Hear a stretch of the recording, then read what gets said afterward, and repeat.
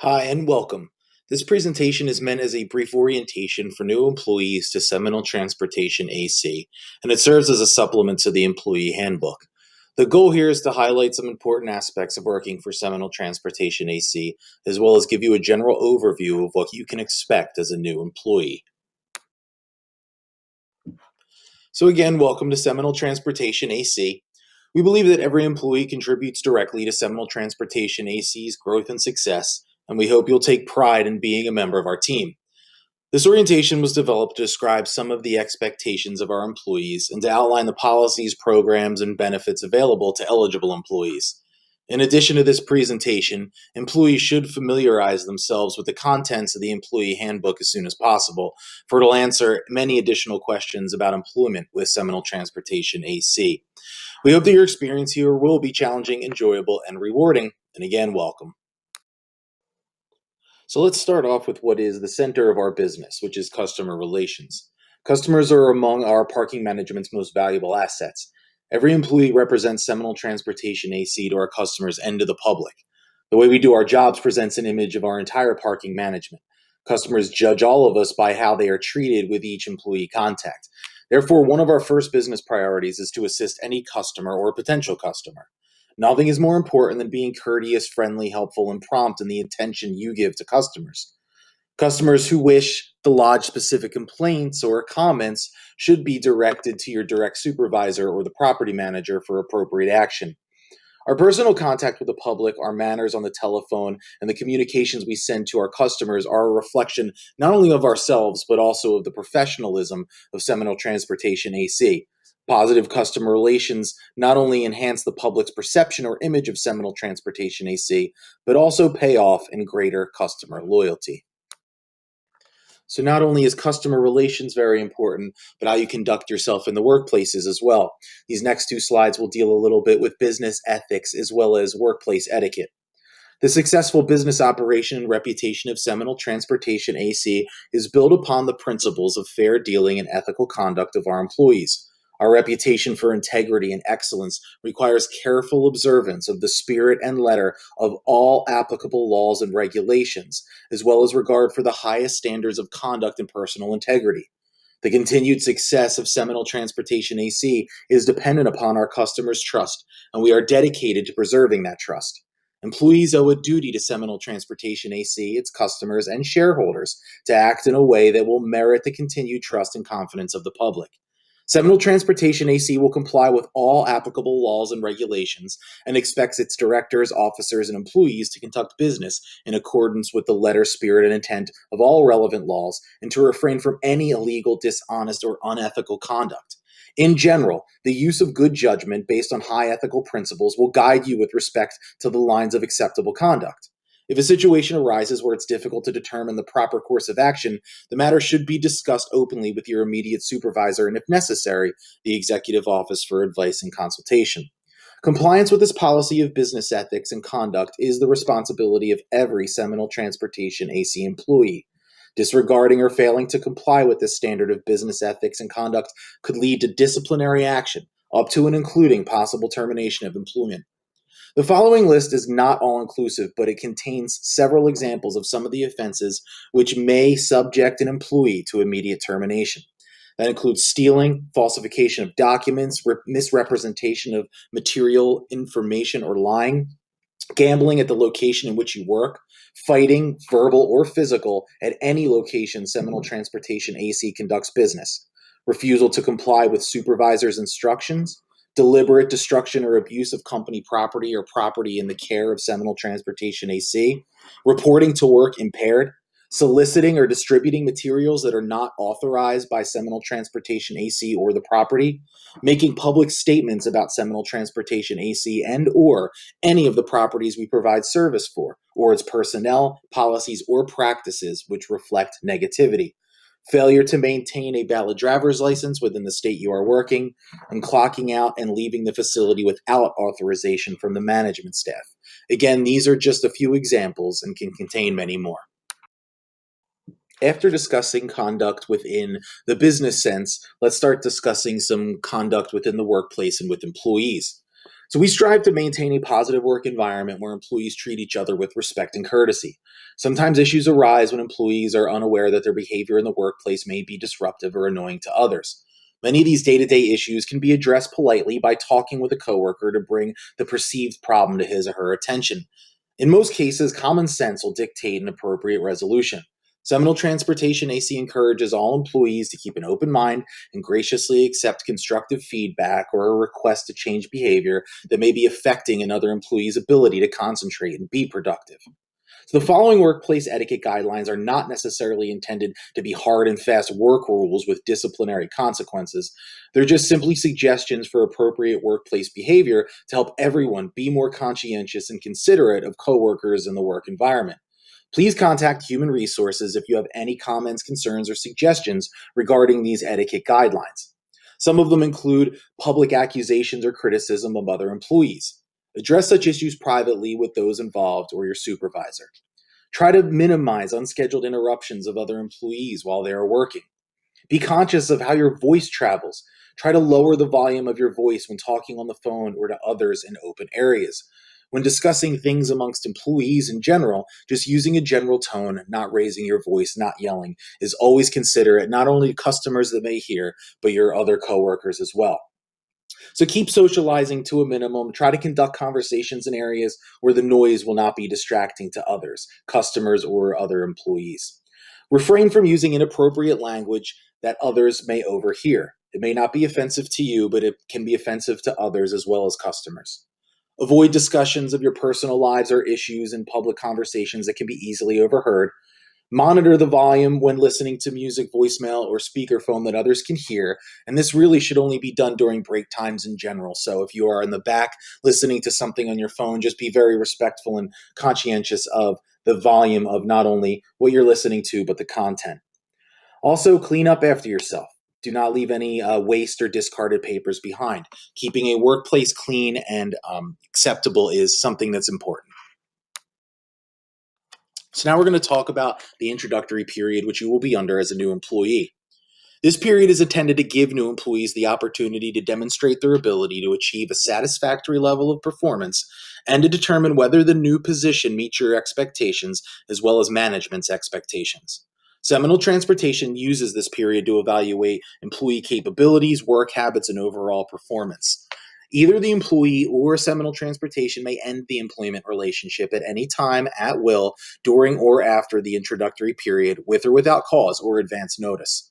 All new and rehired employees work on an introductory basis for the first 90 calendar days after their date of hire. Employees who are promoted or transferred within Seminole Transportation must complete a secondary introductory period of the same length, 90 days, with each reassignment to a new position. Any significant absence will automatically extend that intro period by the length of the absence. If Seminole Transportation determines that the designated introductory period does not allow sufficient time to thoroughly evaluate the performance, the introductory period may be extended for a specified period of time. In cases of promotions or transfers within the company, an employee who, in the sole judgment of management, is not successful in the new position, they can be removed from that position at any time during that secondary introductory period. And if this occurs, the employee may be allowed to return to his or her former job or to a comparable job for which the employee is qualified, depending on the availability of those positions. Upon satisfactory completion of the initial introductory period, employees enter the regular employment classification.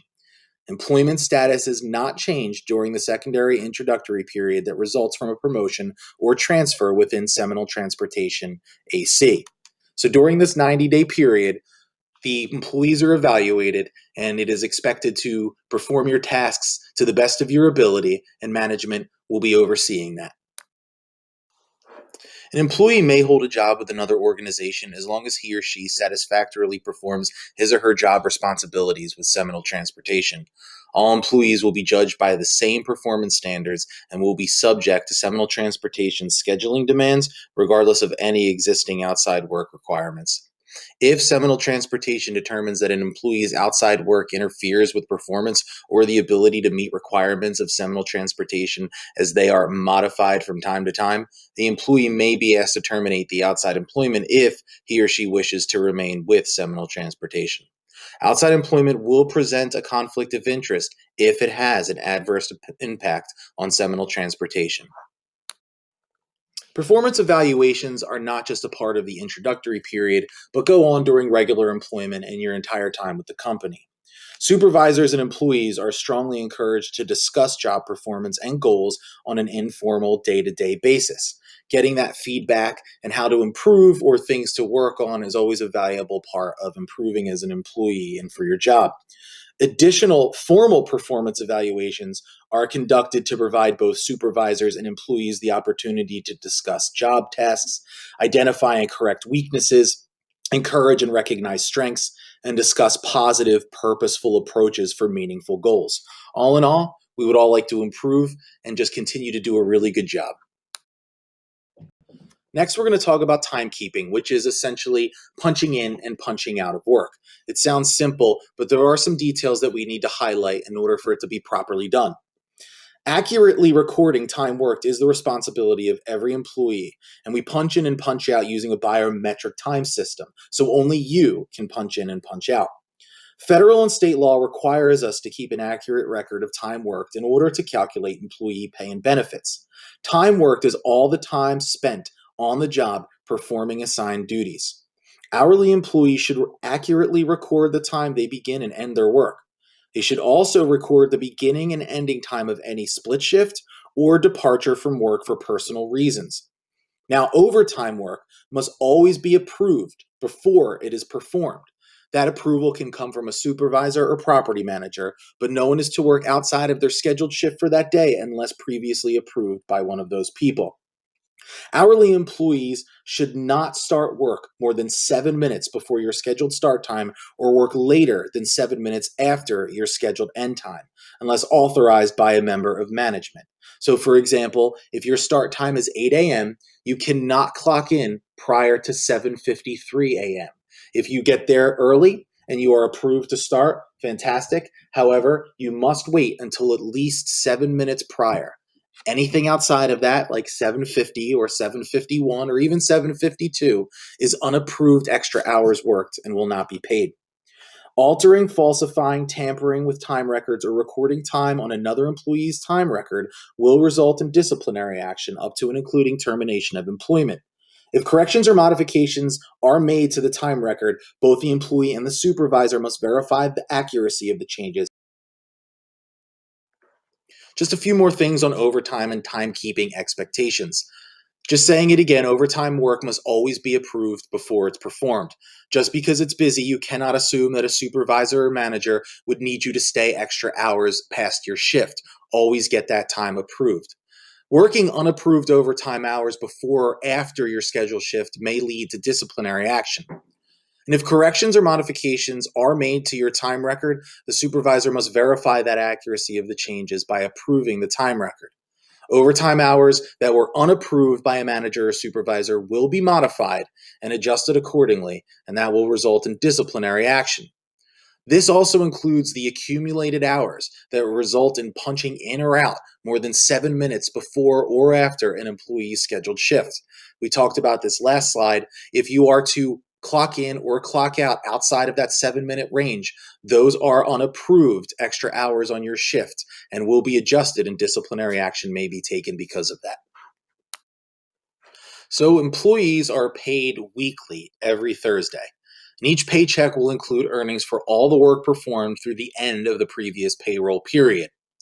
In the event that a regularly scheduled payday falls on a holiday, employees will receive pay on the previous day prior to the holiday. So, for example, if a Thursday is a holiday, you will be paid on that Wednesday prior. If a regular payday falls during an employee's vacation, the employee's paycheck will be available upon his or her return from work, unless direct deposit is active, in which case the pay will be available on the regularly scheduled payday. So employees may have pay directly deposited into their bank accounts if they provide advance written authorization to Seminole Transportation. This should be paperwork that you should receive within your new hire orientation, and if you'd like to activate that, there will be itemized statements and wages for Seminole Transportation through ADP, our payroll system. Termination of employment is an inevitable part of personnel activity within any organization, and many of the reasons for termination are routine. So, below are just some of the examples of the most common circumstances under which employment is terminated. The first one is resignation, which is the voluntary employment termination initiated by the employee. Another one could be discharge, which is the involuntary employment termination initiated by the organization company. Next is layoff, which is the involuntary employment termination initiated by the organization for non disciplinary reasons. So, since employment with Seminole Transportation AC is based on mutual consent, both the employee and Seminole Transportation AC have the right to terminate employment at will, with or without cause, at any time. Next is info about special requests and switch requests. A special request is essentially requesting a shift off in which you normally work for personal reasons. A switch request is a request to switch with another employee of the same position where they work your shift and you work theirs, so long as that's not already a shift you would normally work. So, of course, certain situations may require your absence from work, and all requests for time off must be submitted at least 2 weeks prior to the requested time off. And all requests for time off must be approved by the property manager and/or shift manager. Should multiple employees request the same time off, the property manager will approve the request on a first come, first served basis. And not all requests for time off can be authorized due to business needs. So just because you request it doesn't necessarily mean it can be granted. Now, a quick note about the new hire introductory period. If you are a new hire or on that probation 90-day period, special requests will not be granted during that time. Also, employees are allowed to switch, which is the switch request, with other employees for time off. And should an employee require to switch with another employee, both employees need to get authorization from their supervisor and/or property manager, and no overtime can occur due to the switch. Both employees obviously have to have the same position for that to occur. Next, we're going to talk about phone, computer, and electronics usage, and this refers specifically to the office phones, computers, not necessarily your personal ones, which we'll get to later. So the personal use of the telephones for any calls isn't permitted, but when using the phone for business use, the employee should always use the approved greeting and speak in a courteous manner. Just confirm the information you receive if you're speaking to a customer and always hang up after the caller has done so. As far as the computers are concerned, they're reserved for business purposes only. Employees must refrain from using these computers for personal use, which includes sending and receiving emails or browsing the internet. If you are using the computer as an employee, you have to stick to using it for work purposes only, which is inputting information or anything thereof. We also have office iPads, which can be used for claims or any other business usage deemed appropriate by management. The personal use of iPads is completely prohibited. So Seminole Transportation strives to maintain a workplace free of harassment and sensitive to the diversity of its employees. Therefore, we prohibit the use of computers and email in ways that are disruptive or offensive or harmful to others. Employees should notify their immediate supervisor or property manager upon learning of any violations to this policy. Employees who violate this will be subject to disciplinary action up to and including termination of employment. In keeping with Seminole Transportation AC's intent to provide a safe and healthful work environment, smoking in the workplace is prohibited except in locations that have been specifically designated as smoking areas. Please ask your supervisor or property manager where these areas may be at your property. Now, smoking includes cigarettes, vaping, e-cigarettes, any variation thereof. Now, in situations where the preference of smokers and non-smokers are in direct conflict, the preferences of non-smokers will prevail. During each workday or shift, all employees working 8 hours or more are provided with 2 rest periods of 15 minutes in length. And all employees are provided with 1 meal period of 45 minutes in length each workday or shift as well. Supervisors will schedule meal and rest periods to accommodate operating requirements. So, for example, if it is extremely busy and normally on a slower day you would take a rest or meal break during a certain time, a supervisor may ask you to delay that time a little bit to accommodate the busyness of that time. And any employee found to be off property or not in their designated working area during their shift when it is not their approved meal or break time will receive disciplinary action. Since this time is counted and paid as time worked, yes, you get paid for your rest and meal periods, employees are not allowed to leave the facility during their meal breaks. Employees may use the employee dining room during their 45-minute meal period. Each employee may use their swipe card only once per day. Repeat usage of the dining room during the same shift during the same day is not permitted. Discipline can be administered for overuse of the employee dining room. So when you use the employee dining room, it needs to be during your shift at your scheduled mealtime. You cannot use it before your shift or after your shift. Water, however, is provided in the back of house, but if water is unavailable and needs to be refilled, please notify a supervisor. If reporting to the employee dining room to retrieve water or something like that, a soda, you can get it from there, but please do not swipe your card again. Only reserve that for meal times when you're actually getting an actual meal. Equipment and vehicles essential in accomplishing job duties are expensive and may be difficult to replace or repair.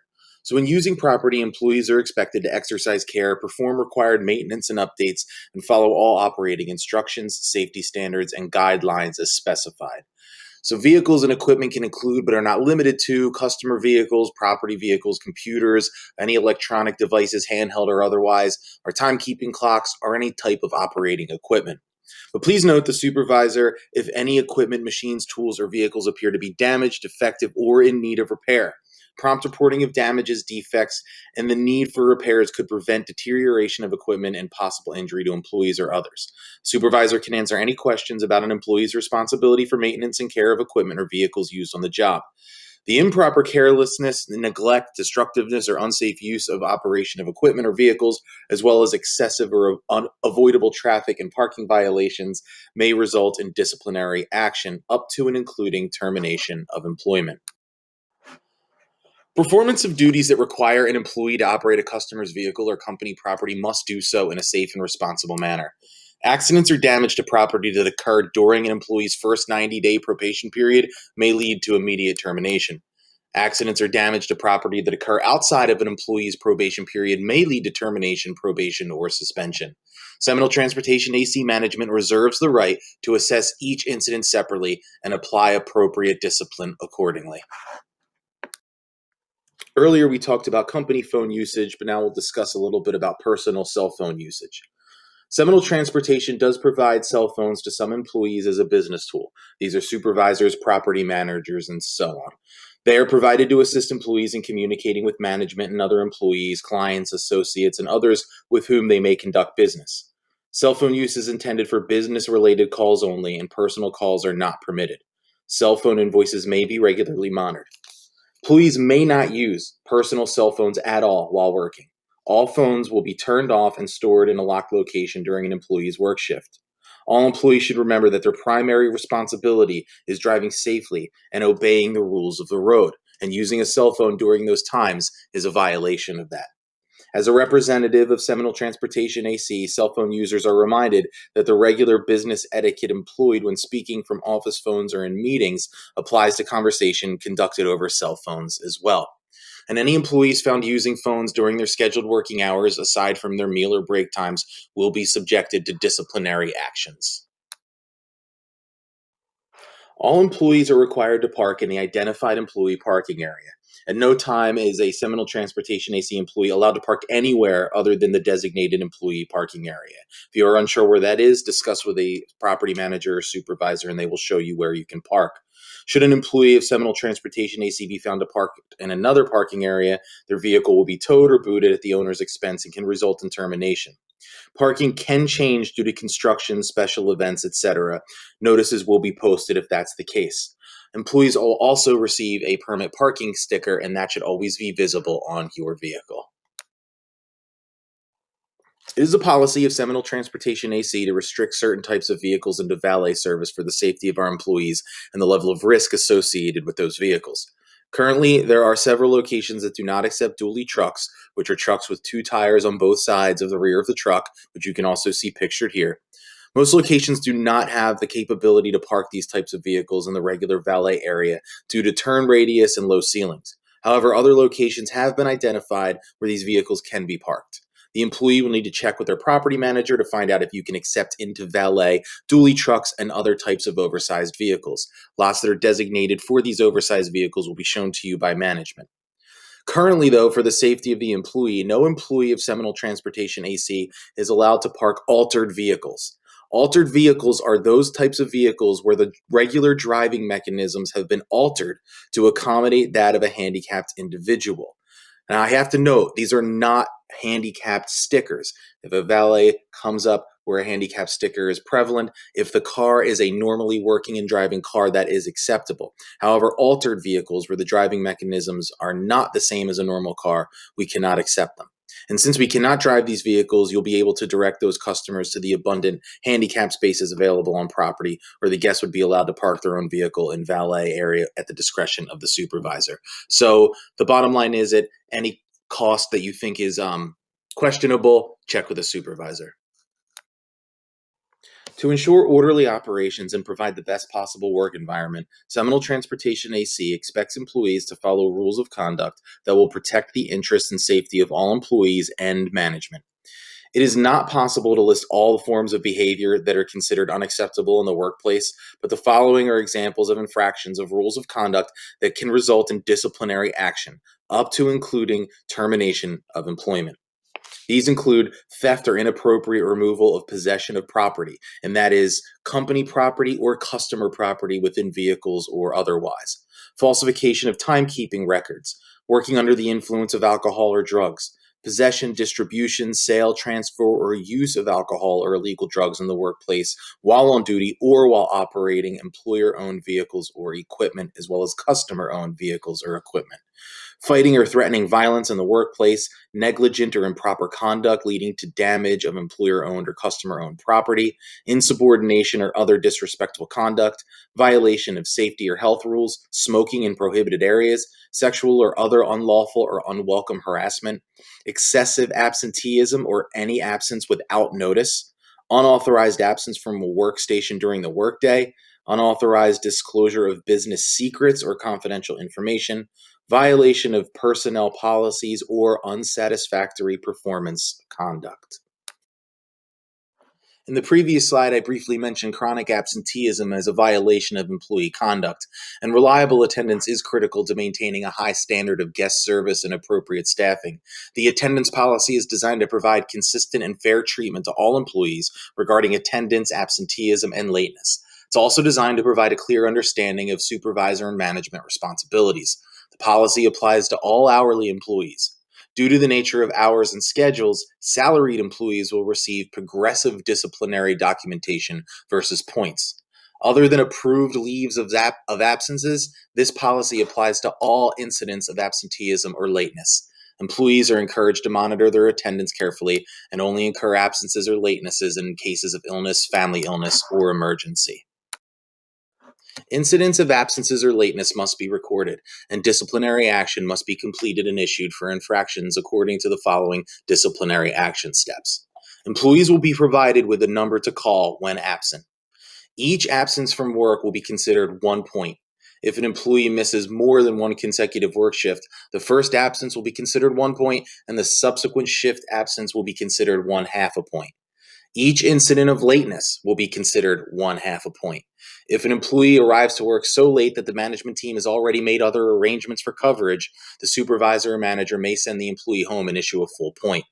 Approved special requests or switch requests will not count as points. And employees that are in their new hire 90-day probation period or employees on any other type of probation period are eligible to quicker discipline or termination based on attendance and punctuality during that probationary period. The management team is responsible for accurate record keeping by maintaining a rolling 12-month attendance record for each employee.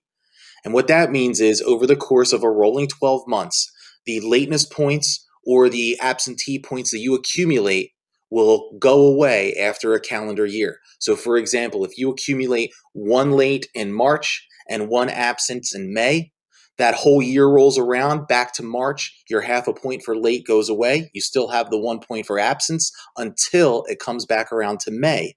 Then that point for absence also goes away. And that continues on a rolling 12-month schedule. So next, just to be clear, I want to define really what makes different attendance and punctuality definitions what they are.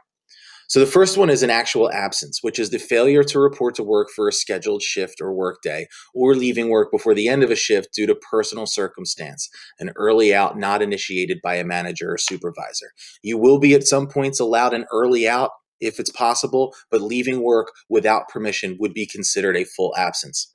Next is dropped points. Disciplinary action for attendance violation is based on a rolling 12-month period that begins with the first incident of absence or lateness. Points that are over 365 days old will be dropped from the record, and I explained that a little bit previously with a rolling 12-month period. Being on time is defined as reporting 7 minutes prior and up to 7 minutes past the scheduled start time of your shift. Clocking in sooner or later than the allotted 7 minutes is still a violation of the attendance policy, and it is considered unapproved overtime. So for example, if your shift starts at 8 a.m., a proper clock-in time is anywhere between 7:53 and 8 o'clock a.m. Prior to 7:53, it is considered unapproved overtime and can result in discipline for punctuality problems, and anything past 8 o'clock is considered late.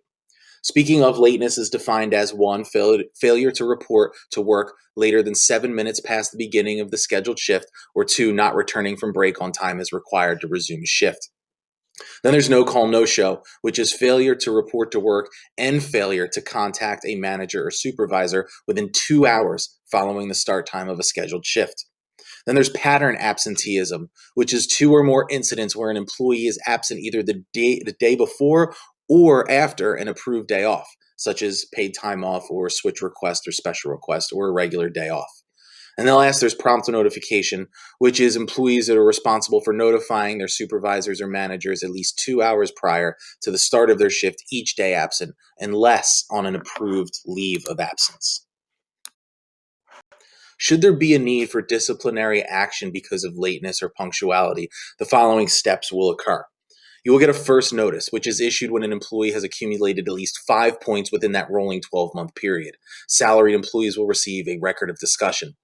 Then you'll receive a second notice, and that's issued when an employee has accumulated at least 6 points within that rolling 12-month period, and salaried employees will receive a written warning. Then the final notice, which is issued when an employee has accumulated at least 7 points within a rolling 12-month period. Salaried employees will receive a final written warning. Then that could lead to termination, which will occur when an employee has accumulated at least 8 points within a rolling 12-month period. For a no-call, no-show, employees with one of those will be issued 1 point for the absence and a final written warning. 2 no-call, no-shows within a rolling 12-month period will result in termination. But note that 2 consecutive no-call, no-shows with no contact from the employee may be considered a voluntary resignation without notice. Pattern absenteeism. Employees with 2 incidents of absences the day before or after PTO or a special request or a scheduled day off within a rolling 12-month period are to receive progressive disciplinary actions. Prompt notification. Employees who fail to call at least 2 hours prior to the start of their scheduled shift are to receive progressive disciplinary action. Absence following a denied special request. Employees who are absent for a scheduled workday that was requested off but denied will receive progressive disciplinary action. Then there's the introductory period we've discussed, which is 3 points during their first 90 days in that introductory period will result in termination of employment. So if you were within that new hire time, only 3 points will lead to termination. And 1 no call, no show during that period will automatically result in termination as well.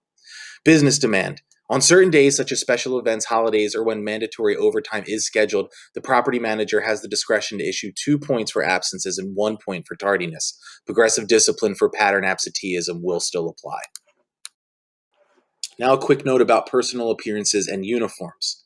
Dress, grooming, and personal cleanliness standards contribute to the morale of all employees and affect the business image of Seminole Transportation AC and how it presents itself to customers and visitors.